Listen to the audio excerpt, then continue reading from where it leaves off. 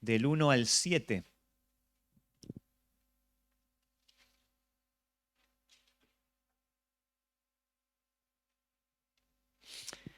Dice así la palabra del Señor: escribe al ángel de la iglesia en Éfeso, el que tiene las 7 estrellas en su diestra, el que anda en medio de los 7 candeleros de oro, dice esto: yo conozco tus obras y tu arduo trabajo y paciencia, y que no puedes soportar a los malos, y has probado los que se dicen ser apóstoles y no lo son, y los has hallado mentirosos.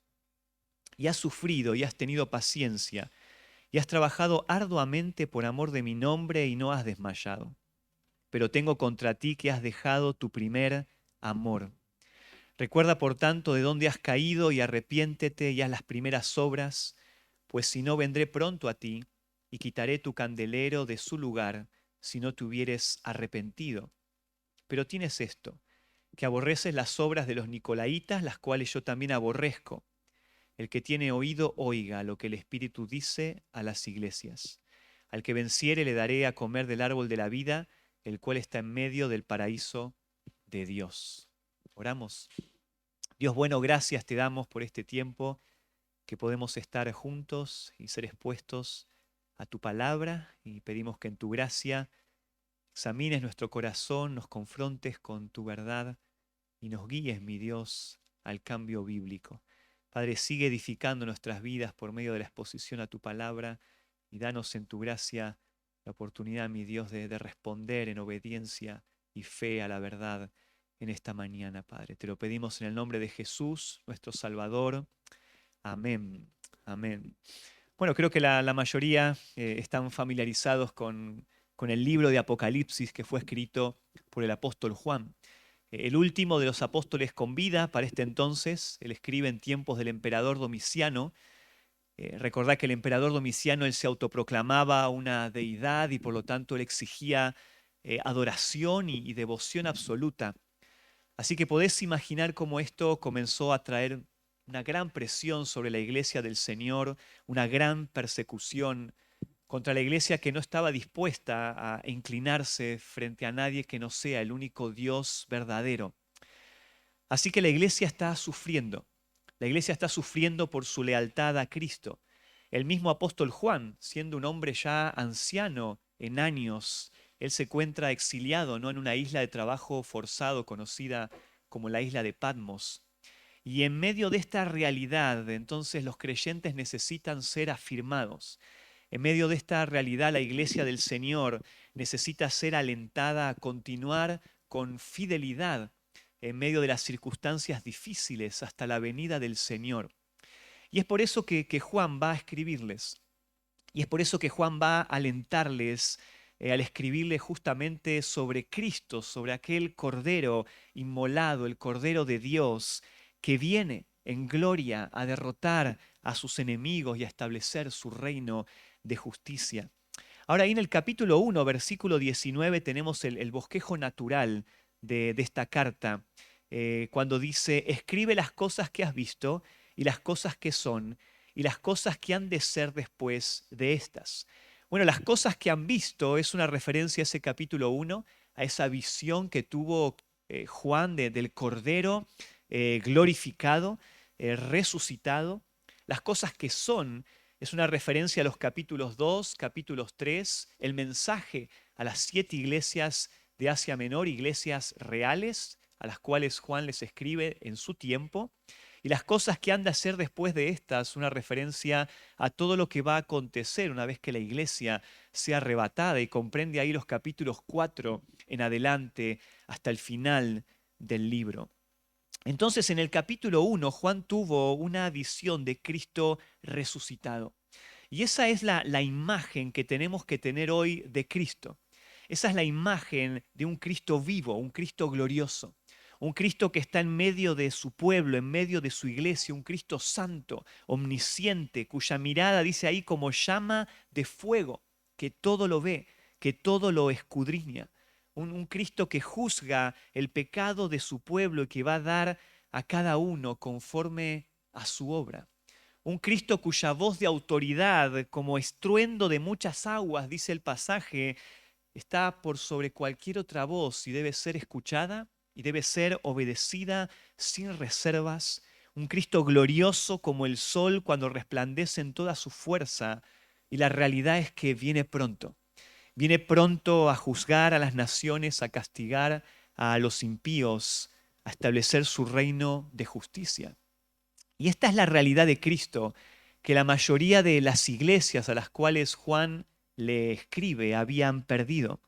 Ellas debían recordar una idea, recobrar, perdón, una idea correcta de Cristo. Y te acordás, dice ahí el texto, que cuando Juan vio la gloria de Jesucristo, dice que cayó como muerto. Él se derrumbó, ¿no? ante la presencia gloriosa del Cristo resucitada. Y esa es la respuesta, ¿no? que la iglesia del Señor debe tener ante Cristo Jesús. Esa es la actitud de humillación, de devoción, de adoración y rendición. Así que entrando en esta parte del libro de las cosas que son, tenemos el mensaje a las iglesias y tenemos este primer mensaje que va dirigido a la iglesia de Éfeso. Y en esta carta, esta iglesia, encontramos palabras de presentación, palabras de elogio, hay palabras de confrontación, palabras de amonestación y finalmente hay también palabras de estímulo. Así que vamos a ir siguiendo en orden esa narrativa. Entonces, fíjate ahí la iglesia que abandonó el primer amor. Y tenemos estas palabras iniciales en el versículo 1 que son palabras de presentación. Y leímos recién que dice, escribe al ángel de la iglesia en Éfeso. Bueno, sin entrar en los detalles, creo que la interpretación más natural es entender en este contexto la palabra ángel como una referencia a los pastores de cada una de las iglesias, aquellos que son responsables delante de Dios por cada iglesia. Así que de ser así, Dios ordena a Juan que escriba en esta oportunidad al representante de la iglesia en Éfeso. Éfeso era una ciudad importante, ¿te acordás allí de Asia Menor? Era un centro comercial estratégico, tenía un gran puerto marítimo, era un gran centro de adoración, de idolatría, de ocultismo. Era el lugar donde se encontraba el templo a la diosa Diana. ¿Te acordás que era considerada una de las 7 maravillas del mundo antiguo que convocaba peregrinos de todos lados? Y unos 40 años atrás tenemos que recordar que el apóstol Pablo estuvo en esta gran ciudad y allí entonces se fundó esta iglesia. Desde esta iglesia el evangelio fue propagado a toda Asia. Allí se prepararon hombres fieles que luego salieron y diseminaron, ¿no?, el evangelio por toda esta región y estas iglesias a las cuales ahora Juan les escribe. Han surgido, ¿no?, del ministerio y la influencia de la iglesia en Éfeso. Podríamos decir que la iglesia de Éfeso fue la madre, ¿no?, de todas estas iglesias. Esta fue una iglesia también pastoreada por hombres como Timoteo. Él estuvo supervisando allí la iglesia de Éfeso, el mismo apóstol Juan. Él estuvo allí.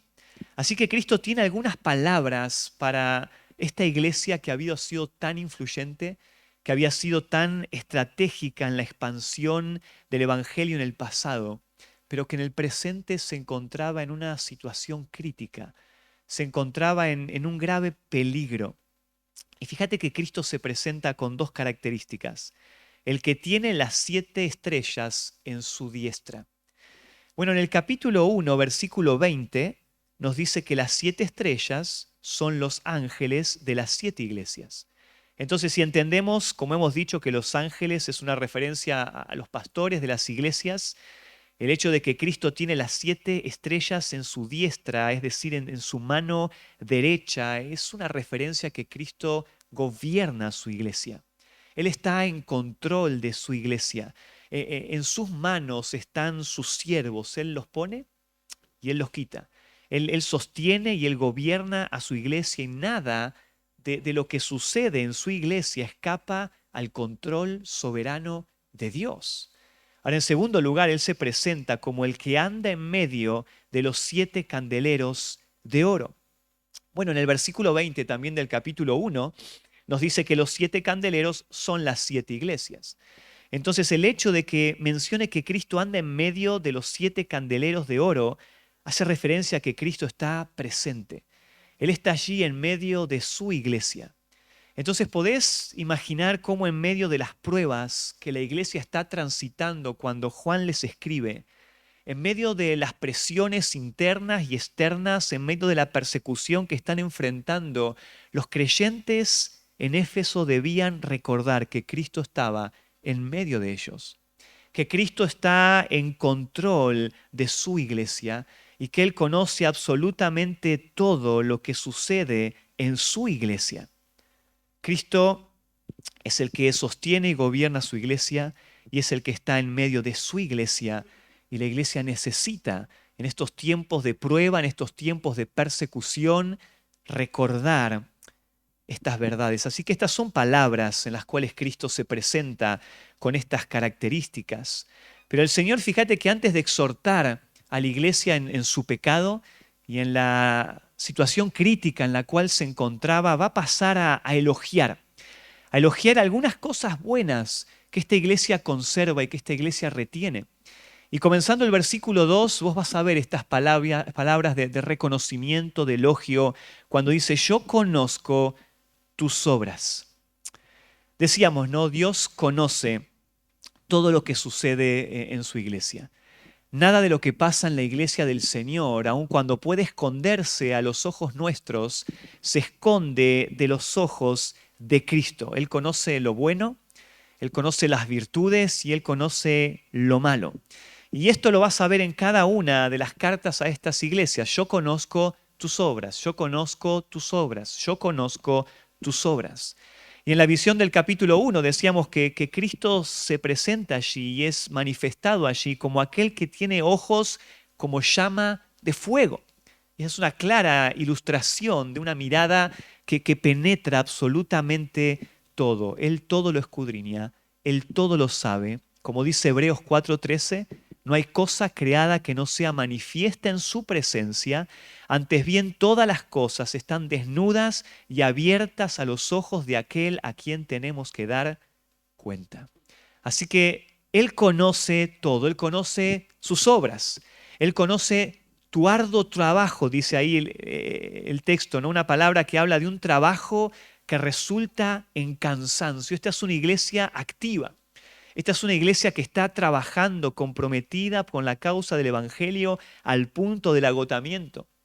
Dice que Él conoce su paciencia, ¿no? Esa virtud de permanecer bajo la presión de la prueba sin rendirse. Esta es una iglesia que no había sucumbido ante la presión. Esta es una iglesia que no había abandonado ante la persecución, ante los problemas. Es una iglesia perseverante, paciente, y que no puedes soportar a los malos. Literalmente que no puedes tolerar lo malo. Es una iglesia que está tratando de alguna forma con el mal, con el pecado. Y has probado a los que se dicen ser apóstoles y no lo son, y los has hallado mentirosos. Ha puesto a prueba a ciertas personas que decían ser una cosa, pero que en realidad eran otra. Esta fue una iglesia que supo distinguir entre los falsos apóstoles y los apóstoles verdaderos. Es una iglesia que protegió la verdad de la palabra de Dios y no se dejó engañar por el error. Es una iglesia que aplicó ahí el principio de 1 Juan capítulo 4 de probar los espíritus si son de Dios. Y no solo eso, fíjate el versículo 3, y ha sufrido. Es una iglesia que supo soportar la carga pesada del ministerio, de las circunstancias, sin desmayar, y has tenido paciencia y has trabajado arduamente. Vuelve a repetir estas dos virtudes del versículo 2, por amor de mi nombre. Literalmente la expresión dice, por mi nombre. El texto afirma que esta iglesia había sufrido por causa del nombre de Jesús. Ahora, ellos no lo hicieron todo esto por vanagloria personal. Ellos no trabajaron arduamente por sus propios nombres en busca de un reconocimiento, una aprobación humana. Ellos sinceramente soportaron la adversidad y sufrieron y permanecieron por causa del nombre de Cristo. Y no has desmayado, no bajaron los brazos. Sin embargo, fíjate que había algo que no estaba bien. y que necesitaba con urgencia ser corregido. Había algo en esta iglesia que si no cambiaba, iba a producir que deje de ser luz a las naciones. Iba a producir que esta iglesia que había sido de impacto a toda aquella región deje de ser un testimonio al mundo del amor de Dios. Y es por eso que llegan estas palabras de confrontación. Y dice el versículo 4, pero tengo contra ti. Pero tengo contra ti. Entonces fíjate que después de mencionar algunos aspectos buenos de la iglesia y después de elogiarla por su servicio sacrificado, el Señor en su gracia y en su amor, Él va a confrontar a la iglesia de Éfeso con su pecado. ¿Y cuál es el punto? Que has dejado tu primer amor. Que has dejado tu primer amor. Está hablando allí de prioridades. Está hablando allí del amor principal. Está haciendo referencia a que el amor a Dios no debe competir con ningún amor a otra cosa. Entonces, Dios debe ser el primero en relación a cualquier otra cosa que podamos amar. Entonces podemos ver que es posible trabajar arduamente y ser paciente en medio de grandes dificultades. Es posible no soportar el mal y probar a los falsos maestros y sin embargo no hacerlo teniendo como prioridad el amor a Dios. Y no ser el amor a Dios lo primero en nuestras vidas. Y ese es el engaño tan sutil muchas veces del pecado. Ahora, claramente esto no sucedió de un día para el otro. Podemos ver lo que Pablo escribía en relación con esta iglesia y con ese amor. Por ejemplo, en Efesios capítulo 1, versículo 15, dice, por esta causa también yo, habiendo oído de vuestra fe en el Señor Jesús y de vuestro amor para con todos los santos, no ceso de dar gracia por vosotros, haciendo memoria de vosotros en mis oraciones. El apóstol Pablo está escribiendo a esta iglesia y él está hablando del gozo y de la gratitud que él tiene. ¿Por qué? Por su amor. Por su amor, finalizando ahí la carta en Efesios 6:24, él dice, gracias sea con todos los que aman a nuestro Señor Jesucristo con amor inalterable. Amén. Aquí hay creyentes que verdaderamente aman al Señor con un amor genuino, con un amor inalterable. Sin embargo, 30 años después de que Pablo haya escrito estas palabras, habían abandonado su primer amor. Estaban sirviendo, estaban trabajando arduamente, estaban permaneciendo aún en medio de la adversidad, pero el amor a Dios no estaba siendo una prioridad. Y creo que esto es posible tanto para una iglesia en general como para cada uno de nosotros en lo personal. ¿Qué debemos hacer cuando identificamos este desbalance en las prioridades en nuestra vida, en nuestro servicio al Señor? ¿Cómo debemos responder si hoy somos confrontados, vos y yo, de la misma manera que fue confrontada la iglesia de Éfeso en aquel entonces? Bueno, vienen esas palabras de amonestación. Y fíjate que en los versículos 5 al 6 lo que vos tenés son 3 mandatos que el mismo Señor Jesús le va a dar a esta iglesia para que revierta la situación en la que está. Y dice versículo 5, recuerda por tanto de dónde has caído. La idea ahí es la de traer a la memoria algo y mantenerse recordando todo el tiempo, una y otra vez. Y fíjate que es el primero de estos 3 pasos, ¿no? Y todos son mandatos. ¿Y qué es lo que deben recordar? Deben recordar de dónde has caído. Y esto implica entonces un reconocimiento de la situación en la que se encontraban. Un reconocimiento de el lugar en donde habían estado y la condición en la cual ahora estaban a causa de su pecado. Y este es el primer paso, ¿no? para ser restaurados. Es recordar, es reconocer nuestra condición delante de Dios. Es reconocer dónde estábamos al principio o en ese punto y dónde estamos ahora. ¿Y cuál es el segundo paso? Arrepiéntete. Arrepiéntete. Una vez que hay confesión, una vez que hay reconocimiento de la condición del corazón, el segundo paso inmediato es el arrepentimiento. Es ese cambio en la manera de pensar en relación con Dios, en relación con mi condición, con mi pecado. Es ese giro, como solemos decir, de 180 grados que implica un cambio de pensamiento que lleva a un cambio en el estilo de vida. Y el arrepentimiento incluye eso, ¿no? No solo reconocer mi pecado, sino esa decisión de abandonarlo y de volverme a Dios. Y claramente sin arrepentimiento no es posible el cambio. Sin un arrepentimiento genuino no es posible el cambio bíblico. Proverbios 28:13 dice, ¿no? El que encubre su pecado no prosperará, mas el que lo confiesa y se aparta alcanzará misericordia. Y en tercer lugar, y haz las primeras obras. Las primeras obras. Aquello que había dejado de hacer, ¿no? Al principio, o las más importantes, las prioritarias en relación al amor a Dios en primer lugar.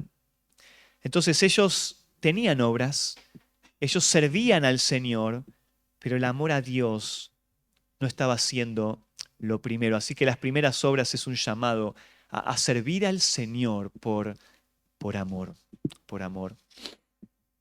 Fíjate que a continuación Cristo va a advertir a la iglesia mencionando algunas consecuencias que van a venir si no prestan atención y si no toman en serio la condición en la cual se encontraban.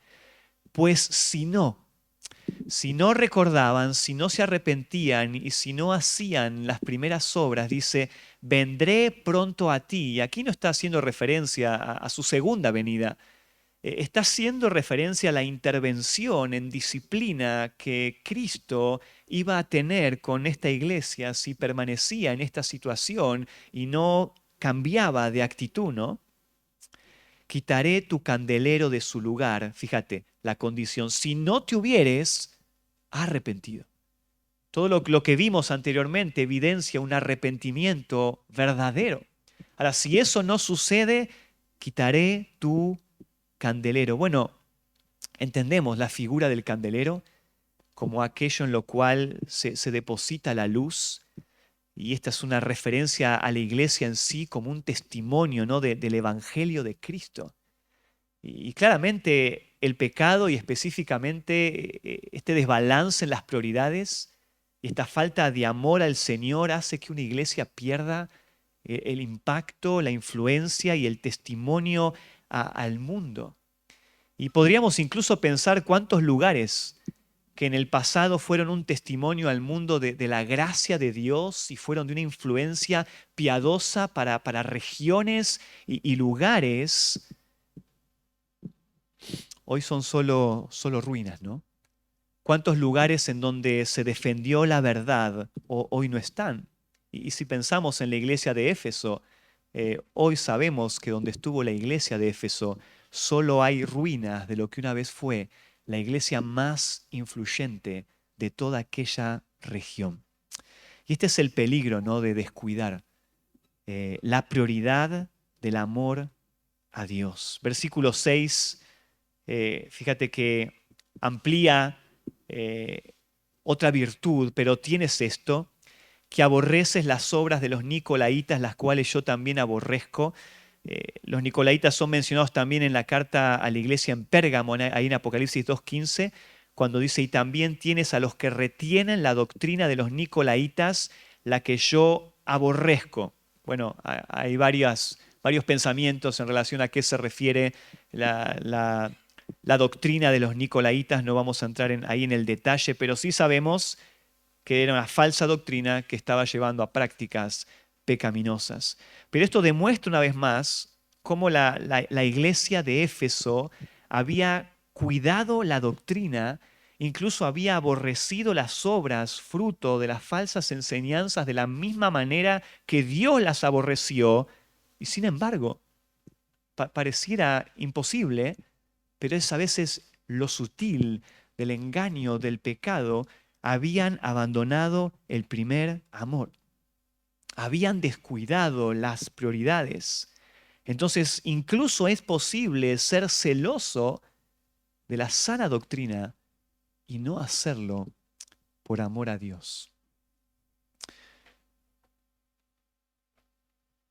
Entonces, lo que esta iglesia debía hacer era reconocer, arrepentirse y volver a hacer aquellas primeras obras de amor. Entonces, estas también son palabras de esperanza, ¿no? Porque no hay un lugar en el cual una iglesia haya podido estar o una persona haya podido estar y haya caído de allí, del cual la gracia de Dios no pueda tomarle y restaurarle a su posición anterior. Y finalmente entonces vienen estas palabras de estímulo con las cuales Cristo busca alentar y motivar a su iglesia al cambio y a responder de forma positiva a la amonestación. Y entonces dice el versículo 7, el que tiene oído, oiga. Y esta es una expresión muy similar, ¿no?, a la que encontramos ahí en los evangelios. Sabes que esta expresión se refiere, ¿no?, a una actitud del corazón. Se refiere no al oído físico, sino a un corazón que se inclina y es enseñable a la verdad.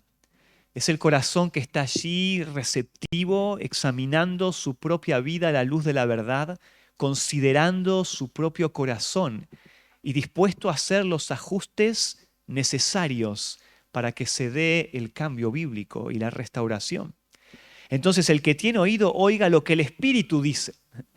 Esta es la palabra de Dios, inspirada por el Espíritu Santo de Dios, que debe ser escuchada, ¿no?, con esta intención de obedecer a las iglesias. ¿Sí? Está dirigida a una iglesia en particular. Esta es una carta específica dirigida a la iglesia en Éfeso, pero esta carta va a ser leída a las iglesias. Esta carta llega a nuestros días también y entonces es para nosotros también. Y aquí están estas palabras de estímulo para terminar. Al que venciere, le daré a comer del árbol de la vida. Y al que venciere es una clara alusión al creyente, ¿no? El apóstol Juan mismo ahí en Primera de Juan, él decía, ¿quién es el que vence al mundo? ¿Quién es el vencedor? Sino el que cree que Jesús es el Hijo de Dios. El que venciere es el creyente verdadero. Todos aquellos que creen en Cristo como su Salvador y se han arrepentido de sus pecados, conforman parte de su iglesia verdadera, y ellas son vencedores en Cristo, y solo para ellos es esta promesa: le daré a comer del árbol de la vida. El Señor va a recompensar a su iglesia con recompensas preciosas. Si podés juntar cada promesa de cada una de estas cartas y ver las bendiciones invaluables que el creyente tiene en Cristo. Al recordarse el árbol de la vida, es el mismo que se menciona ahí en Génesis, que se encontraba en el huerto antes de la caída. Génesis 2:9 dice, y Jehová Dios hizo nacer de la tierra todo árbol delicioso a la vista y bueno para comer, también el árbol de vida en medio del huerto y el árbol de la ciencia del bien y del mal. Y recordás que a causa del pecado Dios evitó que el hombre coma del árbol de la vida y viva entonces en ese estado caído para siempre. Dice Génesis 3:22, y dijo Jehová Dios, he aquí el hombre es como uno de nosotros, sabiendo el mal, el bien y el mal. Ahora pues que no alargue su mano y tome también del árbol de la vida y coma y viva para siempre. Pero acá entonces la referencia de darle a comer del árbol de la vida, esto representa, ¿no?, esa vida eterna en plena comunión con Dios, en ausencia absoluta del pecado, que va a permitir que por la eternidad podamos disfrutar esa comunión íntima y personal con nuestro Creador y con nuestro Salvador, dice, el cual está en medio del paraíso de Dios. Y eso es lo más precioso de la eternidad, ¿no? Eso es lo más precioso del cielo. Y esto es un estímulo para aquellas personas que están perdiendo sus cosas materiales. Este es un estímulo para aquellas personas que están perdiendo sus seres queridos a causa de la fe.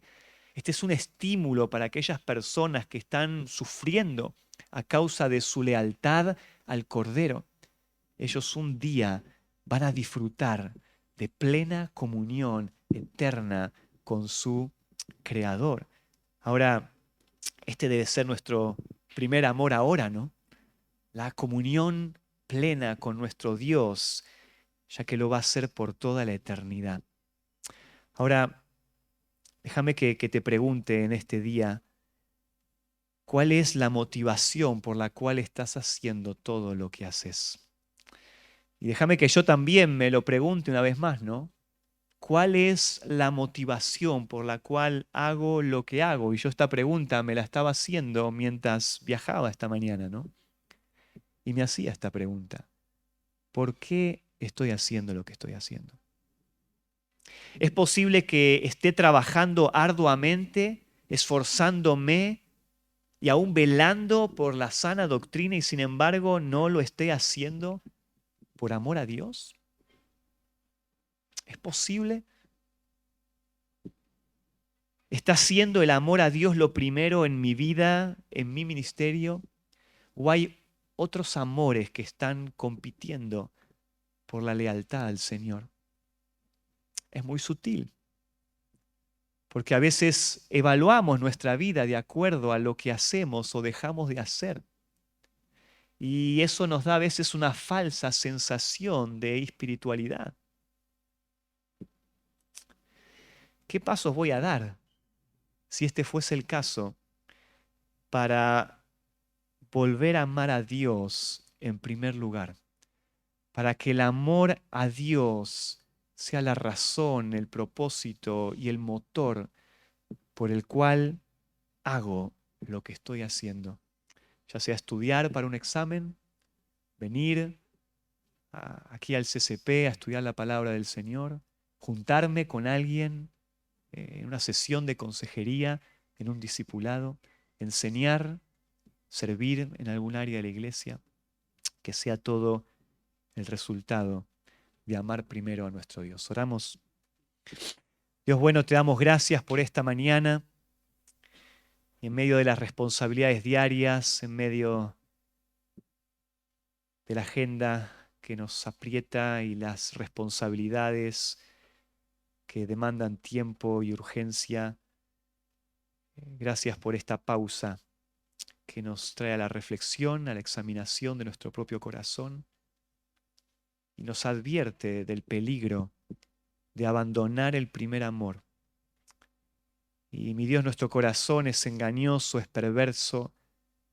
A veces nos cuesta discernir la motivación por la cual hacemos lo que hacemos, pero tu palabra, como ese espejo, nos expone y aclara la confusión que el pecado causa y revela, mi Dios, las intenciones más profundas del corazón. Y en tu gracia desnuda la realidad en la cual se encuentra nuestro corazón. Y Padre, te alabamos y pedimos que en tu gracia nos rescates de la necedad del pecado, nos rescates de la dureza de nuestro corazón y nos rescates de pensar que te estamos amando cuando en realidad nos amamos a nosotros mismos. Padre, líbranos del amor propio, del egoísmo, que impide que traigamos gloria a tu nombre y que podamos ser luz en medio de un mundo en tinieblas. Ora, mi Dios, obra en cada corazón. Te lo pedimos en el nombre de Jesús. Amén. Muchas gracias. Que Dios les bendiga.